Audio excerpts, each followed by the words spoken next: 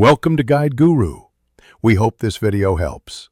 In this video, I will show how to replace battery in VW Beetle key fob. Start by locating the seam and release tab on the fob, then gently pry it open with a small flathead screwdriver. Remove the old CR2032 battery using a fingernail or plastic tool, note the orientation, and install the new battery with the positive side up.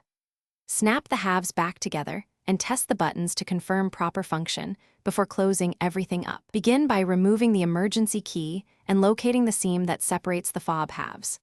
Insert a flathead screwdriver or plastic pry tool into the notch and twist gently to open, avoiding force that can crack the plastic. Once open, lift out the battery and note which side faces up. Then insert the new CR2032 in the same orientation and press the fob halves back together until they click securely. After installing the new battery, align the rubber button pad and make sure no debris is trapped inside the case.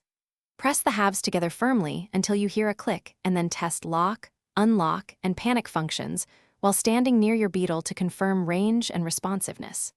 If functions are weak or absent, reopen the fob to reseat the battery or replace it with another new CR2032 before seeking professional help. Thanks for watching. Consider subscribing if we helped you today.